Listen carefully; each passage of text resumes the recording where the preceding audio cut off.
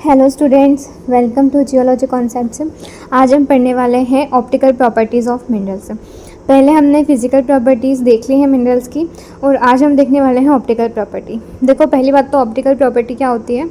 Optical property वो property है जो हम माइक्रोस्कोप में देखते हैं, ठीक है। जो मिनरल को हम माइक्रोस्कोप में देखते हैं, जो हम अपनी आँखों से नहीं देख सकते हैं, ठीक है। कुछ ऐसी प्रॉपर्टीज़ होती हैं मिनरल्स में, या उनके अंदर और भी दूसरे मिनरल्स होते हैं जो हमें सिर्फ आँखों से दिखाई नहीं देते हैं, लेकिन जब हम उन्हें माइक्रोस्कोप में देखते हैं तो बहुत अच्छे से दिखाई देते हैं।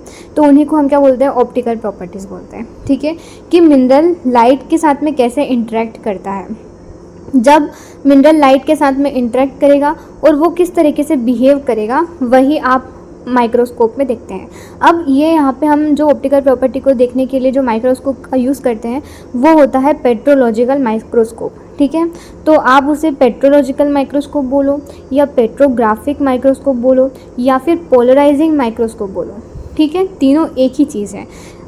तो हम इस स्पेशल टाइप के माइक्रोस्कोप का यूज़ करते हैं ऑप्टिकल प्रॉपर्टीज़ को देखने के लिए। जो प्रॉपर्टी हम माइक्रोस्कोप में देखते हैं, जो प्रॉपर्टी हमें बताती है मिनरल का इंटरेक्शन लाइट के साथ में कैसा हो रहा है और वो फिर कैसा बिहेव कर रहा है, वही क्या है, ऑप्टिकल प्रॉपर्टीज़ है। चलो ठीक है, अब हम देखते कैसे हैं। Preparation of thin section. Preparation of thin section का मतलब क्या है कि हम ऐसे ही थोड़ी कोई भी रॉक को उठा के माइक्रोस्कोप के नीचे रख देंगे और हम वहाँ से स्टार्ट कर देंगे देखना, नहीं।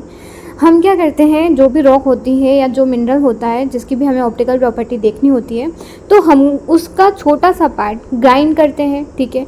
उसकी स्लाइस लेते हैं, ग्राइंड करते हैं पाउडरी फॉर्म में, बहुत ही माइन्यूट उसको जो है बारीक करके हम उसकी स्लाइस बनाते हैं और उसको हम एक ग्लास स्लाइड के ऊपर रखते हैं और फिर हम उसे उसकी प्रॉपर्टी को माइक्रोस्कोप में देखते हैं, ठीक है। तो ऐसा नहीं कि हम पूरी रॉक उठा के माइक्रोस्कोप के नीचे रख दी और फिर हम वहाँ पे स्टडी करने लग गए, नहीं। हम वहाँ पे उसका प्रिपरेशन करते हैं कि उसको ग्राइंड करते हैं, उसको उसकी एक पॉलिश जो स्लाइस जो रहती है रॉक की, ठीक है, तो बहुत ही कम थिकनेस की, और उसको हम एक ग्लास स्लाइड के ऊपर रखते हैं और फिर माइक्रोस्कोप में हम उसकी स्टडी करते हैं। अब पहले ऑप्टिकल प्रॉपर्टी को स्टडी करने से पहले आपको पता होना चाहिए माइक्रोस्कोप के बारे में, ठीक है, कि माइक्रोस्कोप में क्या क्या चीज़ें हैं और वो कैसे काम करता है। तो पहले जो इम्पॉर्टेंट चीज़ है वो हमारा मिरर है, जो सबसे नीचे लगा हुआ होता है।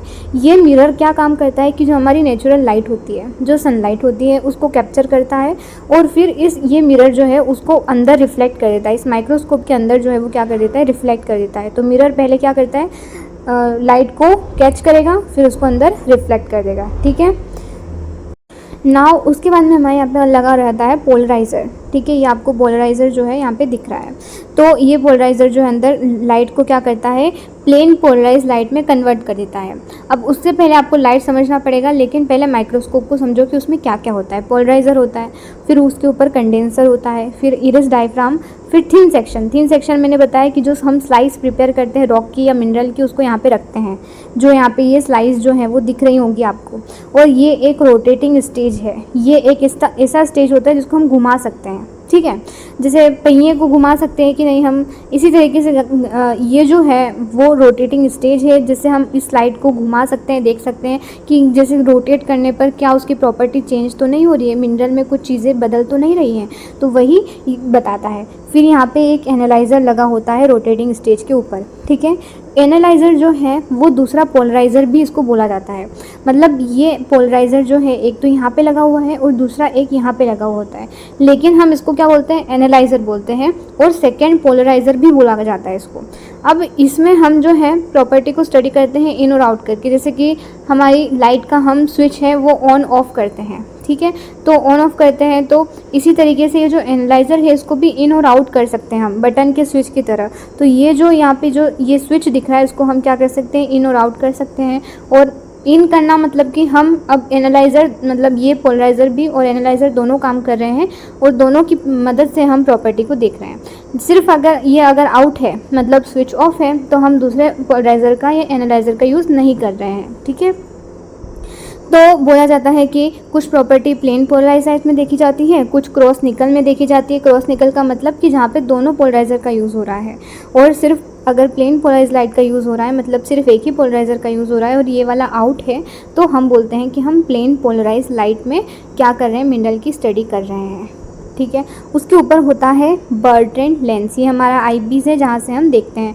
बाकी जो मेन चीज़ें थी मैंने आपको बता दी है। आगे बढ़ते हैं, शुरू करते हैं लाइट से। देखो ये बेसिक कॉन्सेप्ट है और ये आप स्किप मत करना। डायरेक्ट आप अगर ऑप्टिकल प्रॉपर्टी पे जंप कर जाएंगे तो आपको समझ में नहीं आएगा कि कैसे लाइट जो है वो फंक्शन कर रही है और मिनरल की प्रॉपर्टी कैसे बदल रही है। पहली बात तो लाइट क्या होती है। लाइट जो है वो एक इलेक्ट्रोमैग्नेटिक रेडिएशन है, ठीक है। क्या होता है, लाइट एक इलेक्ट्रोमैग्नेटिक रेडिएशन है जो सन से आता है, ठीक है। लाइट जो हमारे पास में सोर्स क्या है लाइट का, सन ही तो है। अब वो लाइट जो है वो कैसी लाइट है, वो किस चीज़ से बनी हुई है, वो एक इलेक्ट्रोमैग्नेटिक रेडिएशन है जिसमें बहुत सारी वेव के फॉर्म में वो ट्रेवल करती है। किसके फॉर्म में ट्रेवल कर रही है, वेव के फॉर्म में वो है क्या कर रही है, ट्रेवल कर रही है, हमारी धरती तक पहुंच रही है। अब लाइट में जो है एक पूरा स्पेक्ट्रम होता है, इलेक्ट्रोमैग्नेटिक स्पेक्ट्रम, ठीक है, जिसमें कि हमारी एक्सरे भी होती है, जिसमें कि तो कुछ जो है वो गामा रेज होती हैं, कुछ हमारी जो है यूवी रेज होती हैं, कुछ इंफ्रारेड रेज होती हैं, ठीक है, कुछ हमारी रेडियो वेव होती हैं, कुछ माइक्रोवेव होती हैं और कुछ विजिबल रेज होती हैं। तो ये बात समझ में आया। तो अब ये सारी जो रेज है वो कहाँ, उसका सोर्स क्या है, सनलाइट है। लेकिन क्या होता है, सारी हमारी धरती तक थोड़ी पहुँचती है। जैसे यूवी रेज है तो वहाँ पे ओजोन लेयर वहीं पे उसको रोक देगी, ठीक है। जो हमारे लिए हार्मफुल है वो रेज तो यहाँ तक पहुँच ही नहीं पाती है, तो वहाँ पे हमारा जो ओजोन लेयर है वो उसको रोक देती है।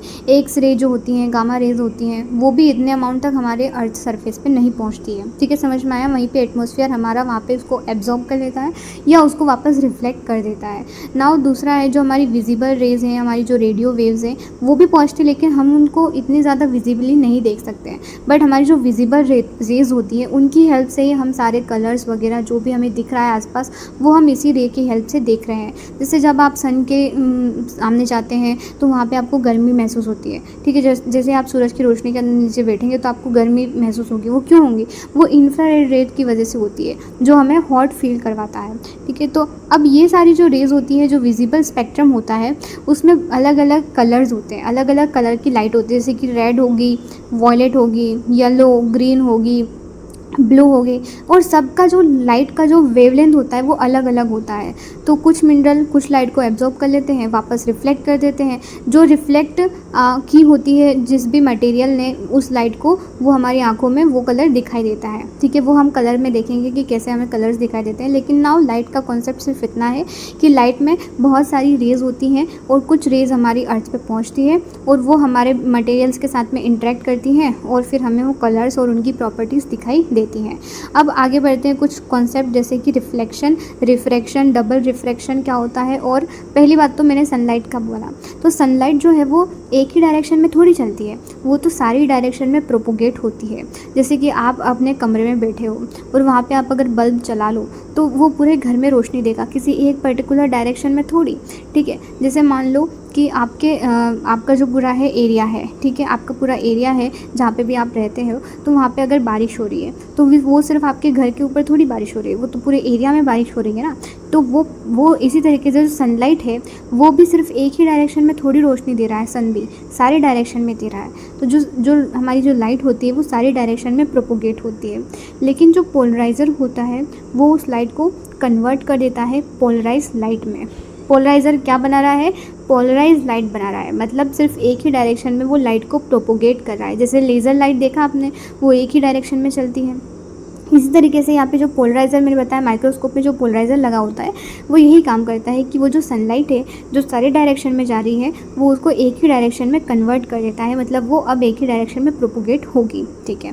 दूसरा होता है रिफ्लेक्शन और रिफ्रैक्शन। आपने देखा होगा कि आप जब भी लाइट आती है तो वो किसी ओपेक सरफेस से अगर टकराती है, मतलब वो जो सरफेस है वो उसको अंदर ट्रेवल नहीं करने दे रहा है जो भी मटेरियल है वो, तो वो लाइट रिफ्लेक्ट हो जाती है, ठीक है। तो उसे हम क्या बोलते हैं, जितनी आई रेज उतनी ही वापस रिफ्लेक्ट हो गई, उसको हम बोलते हैं रिफ्लेक्शन है, ठीक है, उसको क्या बोलते हैं, रिफ्लेक्शन।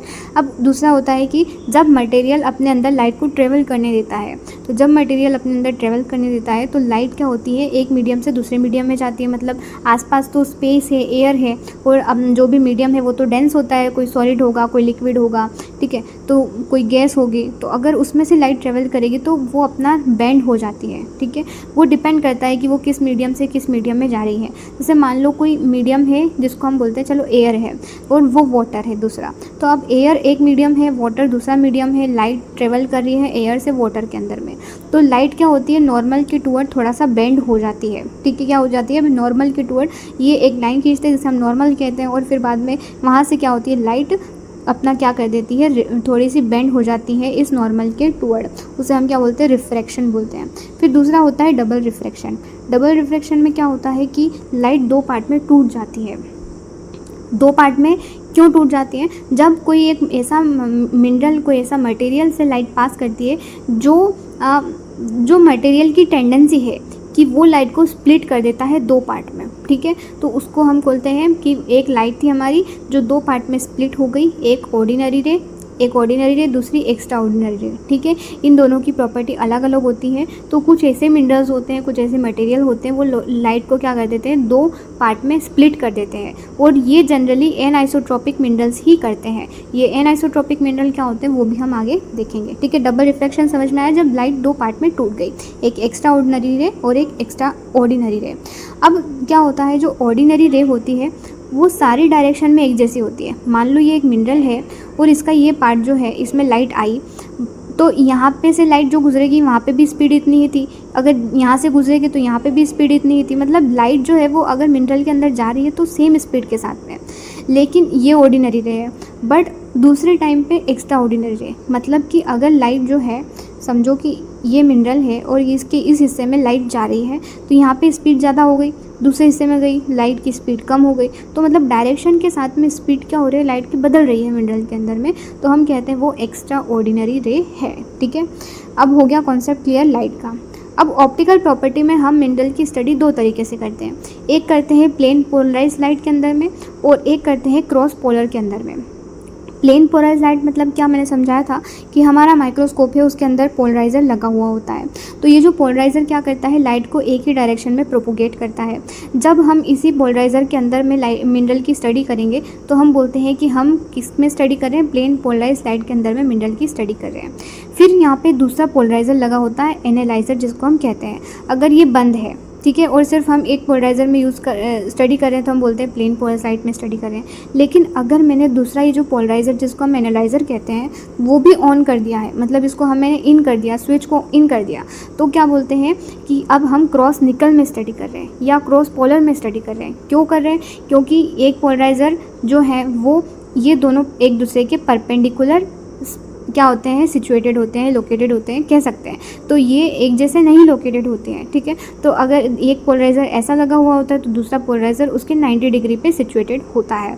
तो जब हम इसे आई पीस में देखते हैं तो हमें ये क्रॉस पोजीशन में दिखता है, तो हम कहते हैं कि हम लाइट की स्टडी मिनरल की स्टडी कर रहे हैं क्रॉस पोलर के अंदर में, ठीक है। या हम इसे क्रॉस निकल भी कह सकते हैं, क्रॉस पोलर भी कह सकते हैं, ठीक है। तो आप ये सब समझ सकते हैं कि अगर दोनों पोलराइज़र काम कर रहे हैं, मतलब एक एनालाइज़र दूसरा पोलराइज़र, तो हम कहते हैं कि हम वहाँ पे क्रॉस पोलराइज लाइट में स्टडी कर रहे हैं या क्रॉस निकल में स्टडी कर रहे हैं मिनरल की। लेकिन सिर्फ एक ही पोलराइज़र में स्टडी कर रहे हैं तो हम बोलते हैं प्लेन पोलराइज लाइट में ही स्टडी कर रहे हैं मिनरल की, ठीक है।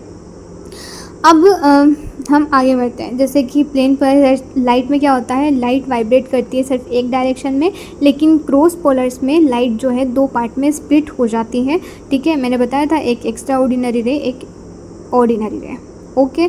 और ये अपना सारा बिहेवियर जो है वो चेंज होता जाता है। ऑप्टिकल बिहेवियर जो है जनरली जो आइसोट्रॉपिक मिनरल्स होते हैं वहाँ पे ही लाइट क्या होती है, स्प्लिट होती है दो पार्ट में।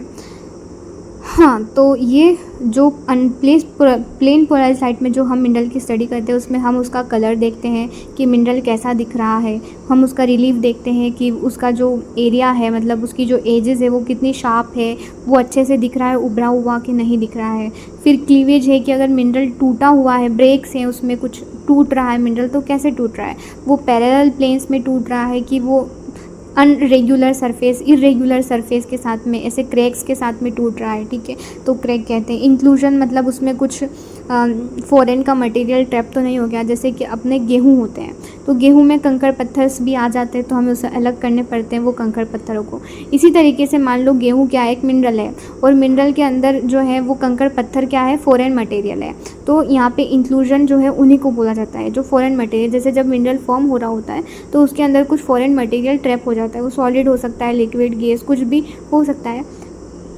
तो वो जब उसके अंदर ट्रैप हो जाता है तो हम उसे क्या बोलते हैं, इंक्लूजन बोलते हैं। जब मिनरल फॉर्म हो जाता है तो उसमें कुछ केमिकल चेंजेस आते हैं और वो उसमें कुछ केमिकली मिनरल बदल देता है, मतलब कुछ एलिमेंट्स को चेंज कर देता है। जैसे ओलिविन जो है अल्टर क्ले में चेंज हो गया, तो कुछ ऐसे अल्टरेशन हो जाते हैं, उसमें केमिकली चेंज हो जाता है, तो उसे हम अल्टरेशन कहते हैं। प्लियोक्रोइज्म का मतलब क्या होता है कि जब हम रोटेटिंग स्टेज को घुमाते हैं, जो मैंने आपको रोटेटिंग स्टेज बताया था माइक्रोस्कोप में, जब उसे हम घुमाते हैं तो वहाँ पे कलर चेंज होता है, मिनरल का कलर चेंज होता है। पहले वो किसी और कलर का दिख रहा था, जैसे रोटेट किया स्टेज को तो कोई और कलर का दिख रहा है, ठीक है। तो ऐसा यहाँ पे प्लियोक्रोइज्म देखने को मिलता है। ट्विंकलिंग मतलब अगर मिनरल चमकता हुआ ही दिखाई दे, उसमें से कुछ ऐसी लाइट जैसा कुछ दिखाई दे, तो हम बोलते हैं वहाँ पे ट्विंकलिंग भी प्रेजेंट है। ओके, तो अभी तक ये सारी प्रॉपर्टी हम किस में देखते हैं, प्लेन पोलराइजर में, मतलब सिर्फ एक ही पोलराइजर काम कर रहा है और दूसरा जो एनालाइजर है वो अभी ऑफ है या आउट है। फिर अगर मैंने दूसरे वाले को भी इन कर दिया है, मतलब अब दोनों काम कर रहे हैं, तो हम बोलते हैं हम क्रॉस पोलर्स में देख रहे हैं या क्रॉस निकल में स्टडी कर रहे हैं। तो क्रॉस निकल में हम क्या क्या देखते हैं कि मिनरल आइसोट्रॉपिक है कि एनाइसोट्रॉपिक है। फिर वहाँ पे इंटरफेरेंस कलर दिख रहे हैं कि नहीं। इंटरफेरेंस कलर मतलब कि वहाँ पे एक बहुत सारे कलर्स दिखाई देंगे, कुछ ब्राइट दिखाई देंगे, कुछ डार्क दिखाई देंगे, रोटेट करेंगे तो कलर चेंज होंगे, तो इंटरफ्रेंस कलर दिखाई देंगे। बाई फ्रिंजेस, लाइट दो पार्ट में टूट गई है तो उसमें जो प्रॉपर्टीज़ दिख रही है मिनरल की, वो ट्विनिंग मतलब कि सिमिट्री दिखाएगा, मिनरल सिमिट्री दिखाएगा कि एक जैसा जो है वो दिखाई देगा उसके दो हिस्से। मान लो एक मिनरल के एक हिस्सा है, दूसरा हिस्सा उसका एक जैसा, मतलब सेम टू सेम दिख रहा है, सर ट्विनिंग। अगर ट्विनिंग दिख रही है हम कहते हैं ट्विनिंग प्रेजेंट है। ट्विनिंग बहुत सारे टाइप की होती है, वो भी देखेंगे। एक्सटिंक्शन क्या होता है कि मिनरल एक्सटिंक्ट हो जाता है, गायब हो जाता है। जैसे मैंने रोटेट किया स्टेज को तो मिनरल क्या बिल्कुल ब्लैक हो गया, कुछ भी नहीं दिखाई दे रहा है, तो हम बोलते हैं वहाँ पे एक्सटिंक्शन हो रहा है। लेकिन वहाँ पे क्या होता है, रोटेटिंग स्टेज के ऊपर बहुत सारे जो है डिग्रीज लिखी हुई होती है, तो वो भी हम पता कर सकते हैं कि किस डिग्री पे जाके वो एक्सटिंक्ट हो रहा है। एक्सटिंक्शन एंगल निकाल सकते हैं उससे हम मिनरल का, ठीक है। अब स्टार्ट करते हैं हमारी प्रॉपर्टीज़। तो ये आपको बेसिक कॉन्सेप्ट समझना बहुत ज़्यादा ज़रूरी था। बिना बेसिक कॉन्सेप्ट को क्लियर करके आप ऑप्टिकल प्रॉपर्टी में नहीं जा सकते, आपको हमेशा कन्फ्यूजन रहेगा ही सही। अगर अच्छे से आपको पढ़ना है जियोलॉजी को तो बहुत इंटरेस्टिंग सब्जेक्ट है, तो आपको इसको डिटेल में और बेसिक से कवर करना चाहिए, ठीक है। स्टार्ट करते हैं कलर से। कलर में क्या होता है, कलर एक ऑप्टिकल प्रॉपर्टी है जो हम प्लेन पोलराइज लाइट में देखते हैं। देखो जहाँ पे PPL मिलेगा ना आपको, वो है हम प्लेन पोलराइज लाइट में देख रहे हैं, सिर्फ एक ही पोलराइज़र हमारा चल रहा है और वो लाइट को एक ही डायरेक्शन में प्रोपोगेट कर रहा है। अब कलर कैसे दिखाई देता है, जैसे मैंने बोला कि लाइट में तो बहुत सारी रेज होती हैं, लेकिन जिसमें भी जो विजिबल रे होती है, विजिबल रे में भी बहुत सारी लाइट होती है, मतलब पूरा स्पेक्ट्रम होता है। मैंने बताया यहाँ पे gamma ray, X ray, UV रे, विजिबल, माइक्रोवेव, रेडियो वेव। लेकिन मेनली जब हम विजिबल रे की बात करते हैं तो विजिबल रे में बहुत सारे कलर्स होते हैं, जैसे कि कोई रेड कलर है, कोई ग्रीन कलर है, कोई वॉयलेट कलर है, कोई ब्लू कलर है, कोई येलो कलर है। तो हमें ये मिनरल्स के कलर्स ऐसे क्यों दिख रहे हैं, क्योंकि उस मिनरल ने किसी पर्टिकुलर वेवलेंथ की लाइट को एब्जॉर्ब कर लिया और किसी पर्टिकुलर वेवलेंथ की लाइट को उसने रिफ्लेक्ट कर दिया, मतलब उसने अंदर आने नहीं दिया, उसने वापस भेज दिया कि तुम चले जाओ। तो वो जो लाइट उस ऑब्जेक्ट से टकरा के वापस निकलती है वो हमारी आंखों से इंटरेक्ट होती है, ठीक है, और हमें वो कलर दिखाई देता है। जैसे आप कोई भी ऑब्जेक्ट ले लो अपने आसपास और जो भी आपको कलर दिख रहा है वो क्यों दिख रहा है उसका, क्योंकि उस ऑब्जेक्ट ने उस पर्टिकुलर लाइट तो है, उसमें सारी लाइट, सारी कलर्स हैं, ठीक है, ग्रीन, येलो, वायलेट, जो भी जितने भी कलर है, लाइट कैसी है, वाइट लाइट है, और जो इस मिनरल इससे क्या हो रही है, टकरा रही है। तो अब ये जो मिनरल या फिर जो भी ऑब्जेक्ट है, जब उसको कुछ पर्टिकुलर वेवलेंथ की लाइट को अपने अंदर एब्जॉर्ब करे, जैसे उसने मान लो कि रेड कलर, बाकी येलो, वायलेट, ब्लू सारे कलर को एब्जॉर्ब कर लिया, लेकिन उसने कोई पर्टिकुलर एक कलर को रिफ्लेक्ट कर लिया, मान लो उसने ग्रीन कलर को रिफ्लेक्ट कर दिया, तो वो ग्रीन कलर हमारी आंखों में आता है, तो हमें वो उस ऑब्जेक्ट का ग्रीन कलर दिखाई देता है, ठीक है। ऐसे मान लो कि अगर वो ऑब्जेक्ट सारी ही लाइट को अपने अंदर एब्जॉर्ब कर लेता है तो हमें वो ब्लैक कलर का दिखाई देता है। अगर वो सारी ही लाइट को रिफ्लेक्ट कर देता है, मतलब उसने कुछ किसी भी लाइट को एब्जॉर्ब नहीं किया, तो हमें वो उसका जो कलर है वो वाइट दिखाई देता है। ठीक है, ये बात समझ में आई। तो यही सेम कॉन्सेप्ट है माइक्रोस्कोप में देखने का भी। तो ये हमें क्यों देखने को मिलता है अलग अलग कलर, क्योंकि वेवलेंथ, किसी पर्टिकुलर वेवलेंथ की लाइट को एब्जॉर्ब करने की वजह से। ठीक है, अब मिनरल कलरलेस भी हो सकता है, कलर भी हो सकता है। तो कुछ मिनरल्स हमें कलरलेस देखने को मिलते हैं, जैसे कि क्वार्ट्ज हैं, कुछ बायोटाइट ब्राउन देखने को मिलता है, कुछ ट्रांसपेरेंट होते हैं मिनरल्स, कुछ ओपेक होते हैं जो अपने अंदर लाइट को ट्रेवल करने ही नहीं देते हैं। ठीक है, तो ये भी आप देख सकते हो। नाउ रिलीफ मतलब कि मिनरल जो है वो कितना ज़्यादा हमें अच्छे से दिख रहा है, कितना स्टैंड आउट हो रहा है वो, मतलब कितना उभरा हुआ, उसकी जो आसपास की एजेस है वो कितनी शार्प है, वो सब। जैसे अगर मिनरल हाई रिलीफ का होगा तो उसके जो एजेस है वो बहुत ही शार्प दिखाई देंगे। अगर मॉडरेट है तो इतनी ज़्यादा शार्प तो नहीं, बट ऐसे भी नहीं कह सकते कुछ भी नहीं दिख रहा है, तो कुछ दिखेंगे लेकिन इतनी शार्प नहीं दिखेंगे, तो हम बोलेंगे मॉडरेट रिलीफ है। अगर बिल्कुल लो है, मतलब कुछ अच्छे से नहीं दिख रहे उसकी एजेस, तो हम बोलेंगे कि बहुत ही लो रिलीफ का है। अब रिफ्रैक्टिव इंडेक्स से ये बहुत ज़्यादा रिलेटेड है। रिफ्रैक्टिव इंडेक्स क्या होता है वो भी हम देखेंगे आगे। रिफ्रैक्टिव इंडेक्स किसी भी मिनरल का अगर ज़्यादा होता है तो उसका जनरली हाई रिलीफ होता है। मतलब ऐसे भी आपको रिलेट कर लेना कि हाई रिलीफ है अगर किसी का मिनरल का अच्छे एजेस दिख रहे तो रिफ्लेक्टिव इंडेक्स भी उसका हाई होता है। अगर लो रिलीफ है तो रिफ्लेक्टिव इंडेक्स भी लो होता है। ठीक है, तो ये एक दूसरे के रिलेटेड। ऐसे पिक्चर्स में मैं बता देती हूँ कि ये जो ऑब्जेक्ट है ये आपको बिल्कुल लो रिलीफ का दिख रहा है, ये हाई रिलीफ का दिख रहा है, ये मॉडरेट रिलीफ का दिख रहा है। ये माइक्रोस्कोप की पिक्चर है। मतलब हम माइक्रोस्कोप में जब हमने देखा मिनरल को तो इसके आसपास का जो एरिया है वो कितना कुछ भी नहीं दिख रहा है अच्छे से, लेकिन ये पर्टिकुलर एक मिनरल है जो अच्छे से दिख रहा है, तो हम बोलेंगे इसका हाई रिलीफ है। जो इसके आसपास जो मिनरल्स हैं या जो भी है तो वो क्या है, लो रिलीफ का है। ये समझ गया। आगे फिर आता है क्लीवेज और क्रैक। क्लीवेज मतलब कि मिनरल कैसे ब्रेक हो रहा है। तो वैसे तो हम हाथ में लेके भी देख सकते हैं क्लीवेज या क्रैक को, लेकिन अगर समझ में नहीं आ रहा है कि क्या इसका पर्टिकुलर क्लीवेज है, क्रैक है, क्या है, या वन सेट है, टू सेट है, कैसा क्लीवेज है, तो माइक्रोस्कोप में और अच्छे से हम देख सकते हैं। तो क्लीवेज मतलब कैसे मिनरल टूट रहा है। अगर वो फ्लैट सरफेस के आस टूट रहा है, पैरेलल प्लेन्स में ऐसे टूट रहा है, तो हम बोलते हैं कि ये क्या है, क्लीवेज है। लेकिन अगर वो इरेगुलर सरफेस के साथ में, कुछ अच्छे समझ में नहीं आ रहा है, ऐसा इरेगुलर सरफेस के साथ में टूट रहा है, तो हम बोलते हैं उसमें क्रैक प्रेजेंट है। ठीक है, तो अगर क्लीवेज होगा तो क्रैक नहीं होगा, और अगर क्रैक होगा तो क्लीवेज नहीं होगा। ठीक है, समझ में आया। तो ये यहाँ पे क्या है, ये क्रैक है इरेगुलर सरफेस के साथ में। से क्वार्ट्ज जो है वो कॉन्कोडाइल क्रैक शो करता है।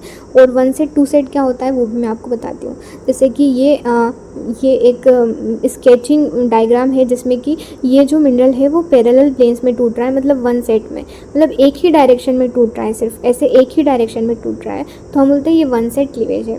लेकिन अगर वो दोनों डायरेक्शन में टूट रहा है, मतलब ऐसे भी और ऐसे भी टूट रहा है, तो हम बोलते हैं उसे क्या बोलते हैं कि ये टू सेट क्लीवेज है। ठीक है, तो ऐसे ही हम क्लीवेज का सेट डिटरमाइन करते हैं। तो ये बात समझ में आई। क्लीवेज और क्रैक भी हमें दिख जाएगा प्लेन पोलराइज लाइट के अंदर में। दूसरा होता है रिफ्रैक्टिव इंडेक्स, कि हाई रिलीफ तो ज़्यादा रिफ्रैक्टिव इंडेक्स, लो रिलीफ लो रिफ्लेक्टिव इंडेक्स। ये क्या है, देखो ये बताता है कि कितनी लाइट बेंड हुई जब वो एक मीडियम से दूसरे मीडियम में पास करती है। मतलब जब एक मीडियम से दूसरे मीडियम में वो पास करती है तो वो कितनी लाइट बेंड होती है, उसी को बोलते हैं रिफ्रैक्टिव इंडेक्स। इसको डिटरमाइन करते हैं n=c/v के अंडर में। तो c जो है हमारा speed of light in vacuum, मतलब स्पेस के अंदर में लाइट की स्पीड कितनी थी, और जब वो मिनरल से गुजरी तो उसकी स्पीड कैसी हुई, मतलब कम हो गई, ज़्यादा हो गई। तो ऐसे करके हम इसकी वो निकाल सकते हैं कि रिफ्रैक्टिव इंडेक्स उस मिनरल का कैसा है, ज़्यादा है, कम है। और उसको रिलीफ से भी कोरिलेट करके आप देख सकते हो कि अगर रिलीफ ज़्यादा है तो रिफ्रैक्टिव इंडेक्स भी ज़्यादा ही होगा। ठीक है, ये रिफ्लेक्टिव इंडेक्स बताता है कि मिनरल जो है वो कितना डेंस है, ऑप्टिकली कितना मिनरल डेंस है वो बताता है। अगर ज़्यादा रिफ्लेक्टिव इंडेक्स किसी का होता है, रिफ्रैक्टिव इंडेक्स, तो लाइट जो है वो स्लो ट्रेवल करती है मिनरल के अंदर में और ज़्यादा बेंड होती है। ठीक है, ज़्यादा रिफ्रैक्टिव इंडेक्स मतलब अच्छा रिलीफ, मतलब कि वो मिनरल में लाइट स्पीड बहुत ही स्लो हो जाएगी और वो ज़्यादा बेंड होके ट्रेवल करेगी। ठीक है, अब प्लियोक्रोइज्म मतलब कलर चेंज हो रहा है। जब हम स्टेज को रोटेट करते हैं, जो हमारा रोटेटिंग स्टेज होता है जो आपको माइक्रोस्कोप में मिलेगा, जब उसको रोटेट करते हैं तो कलर जो है, मतलब मिनरल जो है अपना कलर चेंज करता है। ठीक है। और कलर ऐसे हो सकता है कि अगर कोई ब्राइट कलर दिख रहा था पहले, तो अब वो कलर थोड़ा डार्क, मतलब थोड़ा हल्का हो जाए, ठीक है। थोड़ा अगर ज़्यादा ब्राइट दिख रहा था तो कम, उसकी क्वालिटी और क्वांटिटी दोनों में चेंज आ जाए, या तो वो अपना पूरा ही कलर चेंज कर दे, ब्लू दिख रहा था तो ग्रीन हो जाए, ऐसा हो सकता है। या फिर अगर वो ज़्यादा ब्राइट दिख रहा था तो अब थोड़ा हल्का दिखने लग जाए, तो ये आप देख सकते हो, उसको बोलते हैं प्लियोक्रोइस। तो आप अगर ऐसा दिखे आपको तो आप बोल देना कि प्लियोक्रोइस में यहाँ पे क्या है, प्रेजेंट है। ये जनरली आपको एनाइसोट्रॉपिक में देखने को मिलता है। एनाइसोट्रॉपिक मिनरल क्या होते हैं वो भी हम देखेंगे आगे। तो जैसे कि ये आपका एक मिनरल है, तो यहाँ पे कैसा आपने रोटेट किया स्टेज को, मतलब डायरेक्शन बदल गई इसकी, तो कलर भी बदल गया, ये प्लियोक्रोइस में है। फिर इंक्लूजन मतलब कि उसके अंदर कोई मिनरल फॉरेन मटेरियल ट्रैप हो गया। जब मिनरल फॉर्म हो रहा था तो उसके अंदर कोई फॉरेन मटेरियल ट्रैप हो गया, जैसे ये मिनरल है, उसके अंदर जो ये मटेरियल दिख रहा है ये क्या है, ट्रैप हो गया। ऐसा आपको अगर दिखे ऑप्टिकल प्रॉपर्टी में तो आप कह सकते हैं कि इसमें इंक्लूजन क्या है, प्रेजेंट है। जैसे क्वार्ट्ज क्रिस्टल्स जो है उसके अंदर गार्नेट, एग्जांपल के लिए फ्लूइड बबल्स, क्वार्ट्ज में ऐसे बबल्स भी देखने को मिले तो आप बोल देना कि यहाँ पे क्या है, इंक्लूजन प्रेजेंट है। छोटे छोटे से बबल्स टाइप अगर चीज़ अगर दिखे उसमें माइक्रोस्कोप में, या फिर कुछ ऐसा फॉरेन मटेरियल दिखे तो आप बोल सकते हैं कि इंक्लूजन क्या है, प्रेजेंट है। अल्ट्रेशन में क्या होता है कि केमिकल चेंज हो जाता है, मतलब केमिकल या स्ट्रक्चर चेंज हो जाता है मिनरल का बनने के बाद में, तो ये इसको बोलते हैं सेकेंडरी मिनरल। जब एक मिनरल दूसरे मिनरल में कन्वर्ट हो गया, ठीक है, एक एलिमेंट दूसरे एलिमेंट में कन्वर्ट हो गया तो स्ट्रक्चर, उसकी केमिकल स्ट्रक्चर चेंज हो गया, ठीक है, तो हम बोलते हैं उसमें अल्ट्रेशन प्रेजेंट है। तो फेल्सपार जो होता है वो क्ले में चेंज हो जाता है, बायोटाइट क्लोराइट में चेंज हो जाता है। ये जनरली आपको ब्राउन कलर का, येलो, इस टाइप का जो है वो दिखाई देगा अगर अल्ट्रेशन उसमें होगा तो। जैसे कि यहाँ पे जो ग्रीन जो है वो क्या है, ये सब अल्ट्रेशन ही शो हो रहा है, ठीक है। जैसे कि यहाँ पे ये वाले जो इस टाइप का जो मटेरियल दिखे तो आप बोल सकते हैं क्या है, इंक्लूजन्स है, फॉरेन मटेरियल है। ये सॉलिड भी हो सकता है, फ्लूइड के फॉर्म में भी हो सकता है, गैस के बबल्स भी इन ट्रैप होके रह सकते हैं अंदर, ठीक है। और अल्ट्रेशन यहाँ पे आपको ऐसे दिख रहा है ग्रे टाइप का, तो आप कह सकते हैं यहाँ पे अल्ट्रेशन प्रेजेंट है। ट्विंकलिंग मतलब कि ऐसे चमकता हुआ कुछ लाइट टाइप अगर उसमें दिखे मिनरल में तो आप कह सकते हैं उसमें क्या है, ट्विंकलिंग प्रेजेंट है। जनरली क्वार्ट्ज और फेल्सपार में ये देखने को मिलता है। एनाइसोट्रॉपिक और आइसोट्रॉपिक, अब क्रॉस पोलराइज। अब ये सारी जो जितनी प्रॉपर्टी मैंने स्टडी करी वो किस में थी, प्लेन पोलराइज लाइट में थी, मतलब एक ही पोलराइज़र काम कर रहा था सिर्फ, जो लाइट को एक डायरेक्शन में प्रोपोगेट कर रहा था, उसमें हमें ये सब चीज़ें देखने को मिल रही थी। अब हम आ गए हैं क्रॉस निकल के ऊपर, मतलब अब मैंने दूसरा वाला जो एनालाइज़र था उसको भी मैंने इन कर दिया है, तो उसमें मुझे क्या दिखेगा, देखो उसमें पहले ये होता है कि मिनरल जो है वो आइसोट्रॉपिक है कि एनाइसोट्रॉपिक है। आइसोट्रॉपिक का मतलब क्या है कि सेम प्रॉपर्टी ऑल डायरेक्शन में, सारी डायरेक्शन, मतलब ये मिनरल है, इसका एक आपको पता होगा कि मिनरल है तो उसका स्ट्रक्चर होता है पर्टिकुलर, एटॉमिक स्ट्रक्चर होता है कि नहीं, तो पर्टिकुलर टाइप में एटम्स अरेंज होते हैं उसमें, ठीक है। तो उसमें अगर अरेंजमेंट सही होती है मिनरल की, सारे एक ही जैसा स्ट्रक्चर होता है तो उसमें एक ही मतलब सारी डायरेक्शन में प्रॉपर्टी सेम रहती है। लेकिन अगर उसका इंटरनल स्ट्रक्चर या एटॉमिक स्ट्रक्चर में कुछ चेंज होता है अंदर, कि अगर मान लो यहाँ पे एटॉमिक स्ट्रक्चर कुछ अलग था फिर आगे जाके चेंज आ गया उसमें, तो लाइट की स्पीड या फिर उसकी प्रॉपर्टी भी क्या हो जाती है, चेंज हो जाती है, ठीक है। तो सेम प्रॉपर्टी सारी डायरेक्शन में किस में रहती है, जनरली गार्नेट और स्पिनल में, ठीक है। और प्रॉपर्टी मतलब ये डार्क ही रहता है। आइसोट्रॉपिक अगर मिनरल है तो वो आपको सिर्फ डार्क ही शो करेगा, लेकिन अगर एनाइसोट्रॉपिक है तो वो उसकी प्रॉपर्टी क्या होगी, चेंज होगी। तो जैसे कि आगे मैं आपको बताती हूँ कि कैसे देखते हैं। जैसे कि ये आइसोट्रॉपिक मिनरल है जो आपको ब्लैक दिख रहा है पूरा, ठीक है। तो आप जब क्रॉस पोलर में देखोगे मिनरल को तो वो आपको पूरा अगर ब्लैक दिख रहा है तो आप बोल देना ये आइसोट्रॉपिक मिनरल है, ओके। मतलब रोटेट करने पर वो पूरा डार्क हो गया है।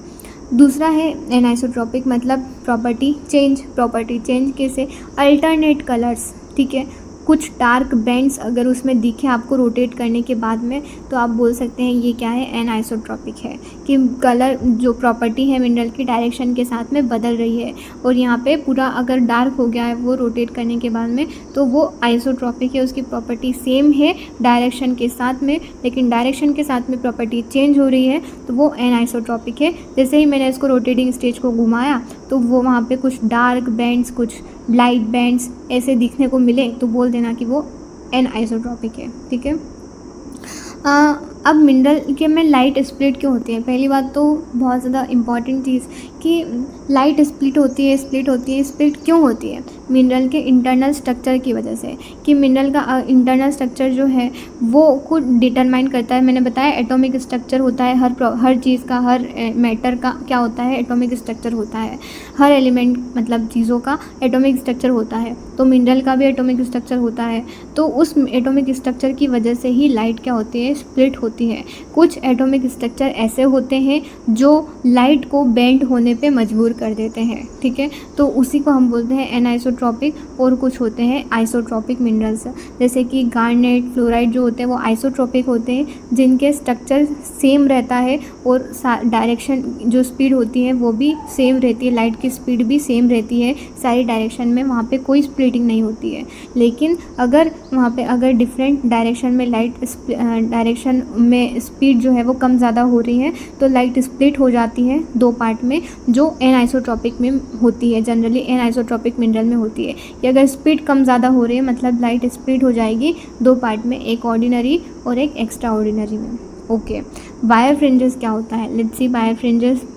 बाय फ्रिंजेस में जो है वो लाइट जो है वो दो पार्ट में स्प्लिट हो जाती है। जब भी वो क्रिस्टल से या मिनरल से पास करती है लाइट तो वो दो पार्ट में स्प्लिट हो गई, तो हम कहते हैं कि यहाँ पे क्या है, बाय फ्रिंजेस प्रेजेंट है। अब बाय फ्रिंजेस की वजह से कलर्स दिखते हैं हमें, इंटरफ्रेंस कलर्स दिखते हैं। तो अगर आपको इंटरफ्रेंस कलर दिखे, कुछ डार्क कलर, कुछ थोड़े हल्के कलर, कुछ अल्टरनेट कलर्स दिखे ना रोटेट करने पर, तो आप बोल देना बाय फ्रिंजेस हो रहा है। बाय फ्रिंजेस क्यों हो रहा है? क्योंकि लाइट दो पार्ट में स्प्लिट हो गई है, ठीक है। तो बाय फ्रिंजेस पर्टिकुलर आप ऐसे ही देखोगे कि कुछ ब्राइट कलर्स दिखेंगे, कुछ डार्क कलर दिखेंगे, इंटरफ्रेंस कलर दिखेंगे, ठीक है। तो अगर ब्राइट कलर्स अच्छे खासे कलर दिख रहे हैं तो हम बोलेंगे हाई बाय फ्रिंजेस हैं। लो कलर्स दिख रहे हैं, डल कलर दिख रहे हैं, खास ऐसे चमकते हुए नहीं दिख रहे हैं, तो हम बोलेंगे लो बाय फ्रिंजेस हैं। ओके, फिर आगे जैसे मैंने आपको बता दिया कि अगर ये जो मिनरल है तो ये तो आइसोट्रॉपिक इसमें, बट आइसोट्रॉपिक बिल्कुल अगर डार्क है तो, लेकिन डार्कनेस अब डार्कनेस नहीं, लेकिन यहाँ पे जो मिनरल है वो दिख रहा है, लेकिन यहाँ पे आके बिल्कुल ही हल्का हो गया है, ठीक है, तो हम बोलेंगे बाय फ्रिंजेस है, लो बाय फ्रिंजेस है। लेकिन इसमें कलर कुछ और था, इसमें कलर कुछ हो गया रोटेट करने पर, तो हम बोलेंगे इसका बाय फ्रिंजेस हाई है, लेकिन बाय फ्रिंजेस तो दोनों में दिख रहा है। और आइसोट्रॉपिक में तो कुछ भी नहीं दिखता है, डार्क हो जाता है। ओके, नाउ होता है इंटरफ्रेंस कलर। इंटरफ्रेंस कलर वही सेम चीज़ बाय फ्रिंजेस, ठीक है, ऐसे को रिलेट कर सकते हो चीज़ें, आपको ऑप्टिकल प्रॉपर्टी तो ऐसे ही दिखानी पड़ेंगी, ठीक है। तो जब लाइट एंटर करती है एनाइसोट्रॉपिक, वहाँ पे डायरेक्शन के साथ में चेंज होगा तो लाइट स्प्लिट होगी, तो वहाँ पे इंटरफ्रेंस कलर दिखाई देगा। इंटरफ्रेंस कलर वहीं पे एडजेसेंट कलर, एक कलर दूसरा, मतलब कुछ कलर ब्राइट, कुछ कलर डल, कुछ रोटेट करने के बाद में कुछ गायब भी हो जा रहे हैं, कुछ दूसरे कलर में कन्वर्ट हो जा रहे हैं। तो इस तरीके से आप डिटरमाइन कर सकते हो कि उसमें इंटरफ्रेंस कलर प्रेजेंट है। तो ऐसे ही रोटेट करोगे स्टेज तो आपको पता चल ही जाएगा कि कुछ कलर डार्क, कुछ ब्राइट, रोटेट करने के बाद में कुछ गायब हो जा रहे हैं, कुछ कलर चेंज कर रहे हैं, तो दैट इज़ इंटरफ्रेंस कलर। और उसी से आप ये भी देख सकते हो कि उसमें बाय फ्रिंजेस हो रहा है, इसी वजह से इंटरफ्रेंस कलर दिख रहे हैं। तो बाय फ्रिंजेस में क्या होता है, लाइट दो पार्ट में स्प्लिट हो जाती है, बस। फिर एक्सटिंक्शन एंगल। एक्सटिंक्शन में क्या होता है, मिनरल पूरा ख़त्म, मतलब कि बिल्कुल डार्क, कुछ नहीं दिख रहा है, रोटेट करने के बाद में कुछ नहीं दिख रहा है, क्रॉस पोलर्स में कुछ भी नहीं दिख रहा है, तो हम कहेंगे एक्सटिंक्शन हो गया है। एक्सटिंक्शन क्या होता है कि जब हम रोटेट करते हैं स्टेज को, वहाँ पे मैंने बताया डिग्रीज़ लिखी होती हैं, पूरी इसी 360 डिग्रीज़ तक वो लिखी होती है, तो हर 90 डिग्री पे मिनरल क्या करता है, एक्सटिंक्ट हो जाता है। जब हम माइक्रोस्कोप को रोटेट करते हैं, मतलब उसकी जो स्टेज है उसको रोटेट करते हैं, तो mineral goes dark 4 time in 360 degree, तो हम बोलते हैं एक्सटिंक्शन हो रहा है। और वहाँ से एक्सटिंक्शन एंगल भी हम देख सकते हैं, ठीक है। जिस पोजीशन के ऊपर वो डार्क हुआ उसको हम बोलते हैं एक्सटिंक्शन पोजीशन, ठीक है, कि जिस एंगल के ऊपर जिस पोजीशन में वो रोटेट करने पर एक्सटिंक्ट हुआ उसको हम क्या बोलते हैं, एक्सटिंक्शन पोजीशन बोलते हैं। ये यहाँ पे जो मिनरल अच्छा खासा कलर दिखा रहा था, रोटेट करने के बाद में बिल्कुल डार्क हो गया, बिल्कुल डार्क हो गया, कुछ भी नहीं दिख रहा है, एक्सटिंक्ट हो गया, गायब हो गया, ठीक है। एक्सटिंक्शन में बहुत सारे टाइप के होते हैं, जैसे कि कुछ स्टेट एक्सटिंक्शन होते हैं पैरेलल होते हैं, मतलब स्ट्रेट और पैरेलल एक ही है। दूसरा होता है सिमेट्रिकल एक्सटिंक्शन और तीसरा होता है इंक्लाइंड एक्सटिंक्शन। पैरेलल एक्सटिंक्शन में क्या होता है, आपको क्लीवेज टाइप दिखेगा, ऐसे लंबे लंबे बैंड्स दिखेंगे और कुछ बैंड्स गायब हो जाएंगे, ठीक है। मिनरल्स के अंदर कुछ बैंड्स गायब हो जाएंगे, कुछ बिल्कुल डार्क हो जाएंगे, तो हम बोलेंगे पैरेलल एक्सटिंक्शन है। कुछ सिमेट्रिकल एक्सटिंक्शन होंगे, जैसे अगर मिनरल ऐसा रखा हुआ हो तो यहाँ पे का जो पार्ट है और यहाँ का जो पार्ट है वो गायब हो गया, ये वाला दोनों हिस्से गायब हो गए, मतलब जो एडजेसेंट थे, एक जैसे दिखने वाले जो हिस्से थे वो गायब हो गए, ठीक है, एक्सटेंट हो गए, तो वो सिमेट्रिकल एक्सटिंक्शन होता है। या फिर ऐसा भी हो सकता है ये दो हिस्से गायब हो जाएं, या ये दो हिस्से गायब हो जाएं, या ये दो हिस्से गायब हो जाएं, तो दैट इज़ सिमेट्रिकल एक्सटिंक्शन। दूसरा होता है इंक्लाइंड एक्सटिंक्शन, मतलब मिनरल जो है वो ऐसा रखा हुआ था, ये क्रॉस पॉलर्स है और इसमें मिनरल कुछ ऐसा रखा हुआ है, कुछ ऐसा रखा हुआ है, ठीक है, तो हम बोल देंगे कि ये क्या है, सिमेट्रिकल एक्सटिंक्शन है। मतलब ये जो है मेरा क्रॉस निकल है, क्रॉस निकल में अगर मिनरल जो है वो ऐसे अगर इस लाइन के जो है वो पैरेलल में एक्सटिंक्ट हो रहा है तो हम उसे पैरेलल एक्सटिंक्शन बोलते हैं। इंक्लाइन मतलब कि अगर ऐसा एंगल्स में इंक्लाइन रखा हुआ है और फिर एक्सटिंक्ट हो रहा है तो उसे हम बोलें इंक्लाइन एक्सटिंक्शन। और जैसे मैं आपको पिक्चर में बता देती हूँ कि दैट इज़, ये मिनरल ऐसा रखा हुआ था, पैरेलली एक्सटिंक्ट हो गया, गायब हो गया, तो पैरेलल एक्सटिंक्शन है। दूसरा ये सही से पिक्चर नहीं है लेकिन फिर भी मैं आपको बताती हूँ, ये दो यहाँ पे क्रॉस पोलर्स होंगे और फिर अगर वो पैरेलल ऐसे रखा हुआ इंक्लाइंड एक्सिस पे, तो अगर वो एक्सटेंड हो गया तो वो इंक्लाइंड एक्सटिंक्शन है। सिमेट्रिकल मतलब कि ये दो हिस्से, ये वाला ये दोनों डार्क हो गए, ठीक है, तो दैट इज़ हम बोल सकते हैं सिमेट्रिकल एक्सटिंक्शन हो गया है। या ये वाला हिस्सा गायब हो जाए, दैट इज़ सिमेट्रिकल एक्सटिंक्शन हो गया है, ठीक है। ट्विनिंग में क्या होता है कि रिपीटेड जो चीज़ मुझे रिपीटेशन में दिख रही है, एक मिनरल है उसमें कुछ दो चीज़ें हैं साइड में, ठीक है, और वो मुझे क्या कर रही है, दोनों एक जैसी दिख रही हैं, ठीक है, रिपीटेड इंटरग्रोथ हो गया है दो या दो से ज़्यादा इंडिविजुअल क्रिस्टल्स का, तो हम कहते हैं वहाँ पे ट्विनिंग प्रेजेंट है। तो ट्विनिंग जो है जनरली प्लेजियोक्लेस और माइक्रोक्लीन में कॉमन होती है, ओके।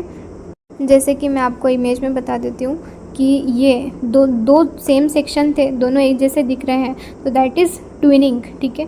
अब माइक्रोस्कोप में तो आपको ऐसे दिखेगा, आपको देखना पड़ेगा कि यहाँ पे ट्विनिंग है कि नहीं है। नाउ लेट्स सी आगे। अब हम टाइप्स देखते हैं ट्विनिंग के। तो देखो ट्विनिंग जो है जनरली 3 टाइप की, जैसे एक्सटिंक्शन को देखा था कि वहाँ पे पैरेलल एक्सटिंक्शन है, वहाँ पे इंक्लाइन एक्सटिंक्शन है, सिमेट्रिकल एक्सटिंक्शन है। इसी तरीके से ट्विनिंग के भी टाइप्स हैं, जैसे कि कॉन्टैक्ट ट्विन होता है, पेनिट्रेशन ट्विन होता है और रिपीटेड ट्विन होता है। अब रिपीटेड ट्विन के भी 2 टाइप होते हैं, पॉलीसिंथेटिक ट्विन और cyclic twin. Now contact twin क्या होता है, देखो कॉन्टैक्ट ट्विन में क्या है कि अगर 2 पार्ट मिनरल के जॉइंट है एक दूसरे के साथ में, तो ये एक मिनरल है और इसके ये जो 2 पार्ट है, एक ये वाला पार्ट एक ये वाला पार्ट, ये दोनों एक प्लेन से जॉइंट है, मिले हुए हैं, तो हम उसको क्या बोलते हैं कि ये कॉन्टैक्ट ट्विन है। लेकिन दोनों हिस्से एक जैसे हैं तो दैट इज़ ट्विन तो है ही सही, लेकिन जुड़े हुए हैं एक कॉन्टैक्ट प्लेन से, तो हम बोलते हैं कॉन्टैक्ट ट्विन है। नाउ पेनिट्रेशन ट्विन में क्या होता है कि मान लो मैं आपको इमेजेस से बता देती हूँ कि यहाँ पे दैट इज़ एक मिनरल है और एक मिनरल है, वो दोनों एक दूसरे के साथ में कांटेक्ट या पेनिट्रेशन में है कि एक दूसरे के अंदर धसे हुए हैं या एक दूसरे के साथ में इंटरग्रोथ हो रही है उनकी, तो हम बोलते हैं पेनिट्रेशन ट्विन है। रिपीटेड में क्या होगा, रिपीटेड पैटर्न्स में मुझे मिलेंगे, ठीक है, या 3 से ज़्यादा अगर मुझे एक जैसे पैटर्न मिल रहे हैं 3 से ज़्यादा, ठीक है, तो हम बोलते हैं रिपीटेड। वो साइक्लिक फॉर्म में भी हो सकता है और वो पैरेलल प्लेन्स में भी हो सकता है। अगर पैरेलल प्लेन्स में हो रहा है तो हम उसे क्या बोलते हैं, पॉलीसिंथेटिक ट्विन, और अगर साइक्लिक फॉर्म में मुझे दिख रहा है एक जैसे पैटर्न तो हम बोलते हैं उसे क्या बोलते हैं, साइक्लिक ट्विन। और ये हमारा कॉन्टैक्ट ट्विन है जो 2 एक जैसे हिस्से हैं और डिवाइड हो रहे हैं चीज़ से, एक प्लेन से, that is contact twin, but जुड़े हुए हैं तो कॉन्टैक्ट ट्विन। दूसरे एक दूसरे के अंदर धसे हुए हैं लेकिन पेनिट्रेशन में है, बट वहाँ पे क्या हो रहा है, हिस्से एक जैसे हैं तो दैट इज़ पेनिट्रेशन ट्विन। और अगर एक जैसे पैटर्न्स मुझे दिख रहे हैं, अगर साइक्लिक फॉर्म में दिख रहे हैं तो साइक्लिक ट्विन, और अगर पैरेलल फॉर्म्स में दिख रहे हैं तो दैट इज़ पॉलीसिंथेटिक ट्विन। तो आई होप आपको ये लेक्चर अच्छे से समझ में आया होगा। If you like the video please do like, share, subscribe and comment. Thank you.